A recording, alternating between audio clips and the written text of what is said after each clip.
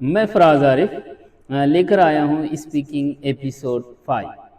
देखिए 4 एपिसोड हमारे हो गए हैं। मैं एक बात आपसे कहना चाहता हूँ कि अभी हम जो सेंटेंसेस सीख रहे हैं ये सब सिंपल नैरेटिव सेंटेंस है, इसमें कोई एक्शन नहीं है। देखिए 2 तरह के सेंटेंसेस होते हैं। एक सेंटेंस वो होता है जिसमें कुछ एक्शन होता है और एक सेंटेंस नैरेटिव होता है जिसमें कोई एक्शन नहीं होता। मैं आपको 2 एग्जाम्पल देकर समझाना चाहता हूँ। देखिए जैसे हम कह रहे हैं कि राहुल फुटबॉल प्लेयर है, ठीक है? तो ये एक नैरेटिव सेंटेंस है, राहुल फुटबॉल प्लेयर है, इसमें कोई एक्शन नहीं हो रहा है। लेकिन दूसरा सेंटेंस देखिए आप, राहुल फुटबॉल खेल रहा है, तो अब इसमें एक एक्शन हो रहा है, राहुल दौड़ रहा है, खेल रहा है। तो 2 सेंटेंस होते हैं, एक वो सेंटेंस जिसमें एक एक्शन होता है और एक वो सेंटेंस जिसमें कोई एक्शन नहीं होता है। इसमें ग्रामेटिकल बहुत सारी टर्म्स है, लेकिन आपको उसको सीखने की, याद करने की ज़रूरत नहीं है। बस आप इतना ध्यान में रखिए कि हम अभी जो सेंटेंसेस कर रहे हैं वो सब विदाउट एक्शन है, उसमें कोई एक्शन नहीं हो रहा है। तो चलिए अब हम ये 5वें एपिसोड में यूज़ करेंगे there is, there are, there was, there वर।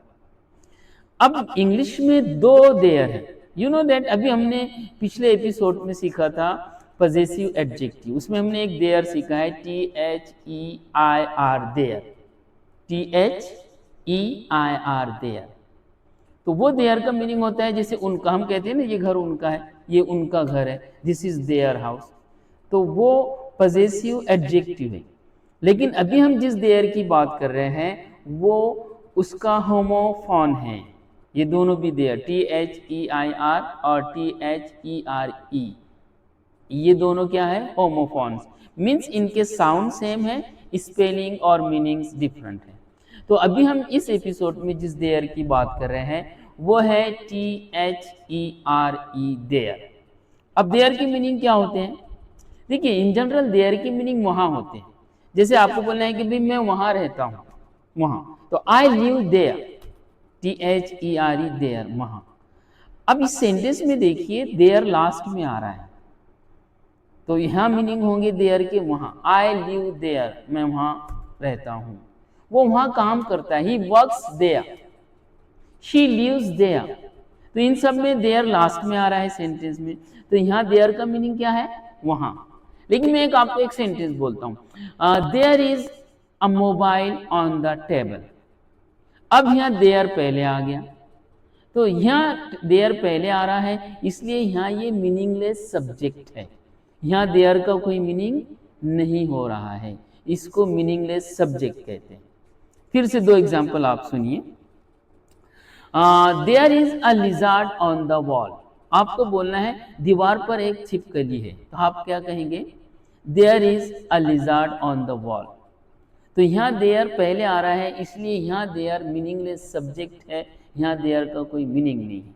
और अगर मैं कहूँ कि आई एम गोइंग देयर, मैं वहाँ जा रहा हूँ, तो यहाँ देयर लास्ट में आ रहा है, यहाँ देयर की मीनिंग हो रहा है वहाँ। तो हम इस एपिसोड में देयर को as a meaningless subject use कर रहे हैं। यहाँ हम जितने सेंटेंस बनाएंगे उसमें देयर का कोई मीनिंग नहीं होगा। तो चलिए हम there is, there are, there was, there were का यूज सीखते हैं। जस्ट आपको कहना है कि दीवार पर एक छिपकली है, तो आप कहेंगे there is a lizard on the wall. अब 2 छिपकलियां हैं, तो आप क्या कहेंगे, there are 2 lizard on the wall. तो ये हो गया there is, there are present में यूज हो गया। इसी को अगर पास्ट में आपको बोलना है कि भाई दीवार पर एक छिपकली थी, तो आप कहेंगे there was a lizard on the wall. दीवार पर 2 छिपकलियां थी, there were 2 lizard on the wall. तो देयर इज, देयर आर और there was, there were, simply आप समझ गए, हम सीखते आ रहे हैं इन सेंटेंसेस को प्रेजेंट में और पास्ट में कैसा बनाते हैं। तो ये हो गए पॉजिटिव, ठीक है। अब इनके भी हम चारों पार्ट सीखेंगे, पॉजिटिव, निगेटिव, इंटरोगेटिव और नेगेटिव इंट्रोगेटिव। एक बात ध्यान में रखिए, नेगेटिव इंट्रोगेटिव को रिटोरिकल क्वेश्चन भी कहते हैं ग्रामेटिकल टर्म में और आम बोलचाल में। जब अगर आप टीचर्स वगैरह आपको पढ़ाएंगे तो ये जो मैंने 4th वाला सेंटेंस आपको सिखाया है ना, नेगेटिव इंटरोगेटिव जिसको मैंने कहा है, तो जनरली आप टीचर्स आपको और आपकी ग्रामर्स की बुक में इसको क्या कहते हैं, रिटोरिकल क्वेश्चंस। तो याद रखिए इसको। तो हम इसके चारों भी सेंटेंस बनाएंगे। चलिए अब शुरू करते हैं हम फिर से। आपको बोलना है दीवार पर एक छिपकली है। आप देख रहे हैं यहाँ से और कह रहे हैं कि यार दीवार पर एक छिपकली है, तो आप कहेंगे there is a lizard on the wall. और आपको कहना है दीवार पर छिपकली नहीं है, तो there is not any lizard on the wall. अब इसके निगेटिव दो तरह से होते हैं। एक तो हम कह सकते हैं there is no lizard on the wall, और एक तरह से कह सकते हैं there is not any lizard on the wall. तो आपको ध्यान में ये रखना है कि देयर इज के साथ अगर आप नॉट यूज कर रहे हैं तो आपको एनी लगाना है, और सिंपली निगेटिव अगर आप बोलना चाहते हैं तो नॉट मत लगाइए, सिंपली नो बोलिए, तो आपको एनी की जरूरत नहीं पड़ेगी। तो दो तरह से निगेटिव होगी देयर इज की। किस तरह से? There is not any lizard on the wall, और there is no lizard on the wall, ये निगेटिव हो गया। चलिए इसका इंटरोगेटिव क्वेश्चन, क्या दीवार पर छिपकली है? तो is there any lizard on the wall? क्या दीवार पर छिपकली नहीं है? Isn't there any lizard on the wall? So ये हो गए चारों भी सेंटेंसेस प्रेजेंट में सिंगुलर की। क्या हो गए भी? सिंगुलर हमने बनाया है देयर इज। अब इसी को हम देयर आर के साथ बनाते हैं। दीवार पर दो छिपकलियां हैं। There are two lizard on the wall. दीवार पर दो छिपकलियां नहीं है। There are not two lizard on the wall. क्या दीवार पर दो छिपकलियां हैं? Are there two lizard on the wall? क्या दीवार पर दो छिपकलियां नहीं हैं? Aren't there two lizard on the wall? तो ये हो गया हमारा प्लूरल भी। अब हम इसको पास्ट में बनाते हैं। आपको बोलना था कि दीवार पर एक छिपकली थी। There was a lizard on the wall. दीवार पर छिपकली नहीं थी। There was not any lizard on the wall. There was no lizard on the wall. Okay, क्या दीवार पर छिपकली थी? Was there any lizard on the wall? क्या दीवार पर छिपकली नहीं थी? Wasn't there any lizard on the wall? तो ये हो गया सिंगुलर पास्ट में हमने किस तरह। अब पास्ट में हम प्लूरल में बनाते हैं। दीवार पर दो छिपकलियां थी। There were two lizard on the wall. दीवार पर दो छिपकलियां नहीं थी। There were not two lizard on the wall. क्या दीवार पर दो छिपकलियां थी? Were there two lizard on the wall. Like सारे सेंटेंसेस हम देयर इज और देयर आर को यूज कर कर बोल सकते हैं, और रोजाना हम बोलते हैं। जैसे आप कहते हैं फ्रिज में थोड़ा सा दूध है, तो आप क्या बोलेंगे? There is a little milk in the fridge. आपको कहना है दरवाजे के पीछे कैट है। There is a cat behind the door. आपको कहना है दरवाजे के पीछे चूहा है। There is a rat, there is a mouse behind the door, like that. आपको कहना है कुर्सी के नीचे बॉल है। There is a ball under the chair. Table के नीचे बकेट है, या टेबल के नीचे डस्टबिन है। There is a dustbin under the table. आपको कहना है क्लास में 3 कुर्सियां थी। There were 3 chairs in the class. क्या क्लास में 3 कुर्सियां थी? Were there 3 chairs in the class. Okay, आपको कहना है पेपर में 4 क्वेश्चंस हैं, तो आप कहेंगे there are 4 questions in the paper. आपको बोले पेपर में एक क्वेश्चन बहुत डिफिकल्ट है। There is a very difficult question in the paper, can say that. Okay, fridge में थोड़ा सा दूध था। There was a little milk in the fridge. Okay, मेरे पर्स में 10 रुपये हैं। There are 10 rupees in my purse. आपको कहना है गार्डन में बहुत सारे पौधे हैं। There are many plants in the garden.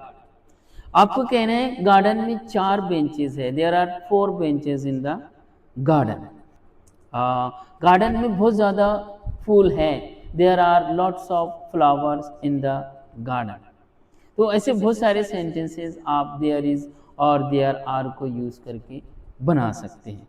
जैसे फॉर एग्जांपल आप कोई स्कूल का विजिट कर रहे हैं और उस स्कूल को एक्सप्लेन कर रहे हैं, तो ऐसे एक्सप्लेनेशन में आपको बहुत ज़्यादा देयर इज देयर आर का यूज़ करना पड़ता है। जैसे आप कहेंगे भी आप स्कूल में इंटर हुए और अब आप स्कूल को एक्सप्लेन कर रहे हैं, वीडियो बना रहे हैं और बता रहे हैं कि भी ये स्कूल है, दिस इज अ स्कूल और यहाँ 15 कमरे हैं, there are 15 rooms in this school.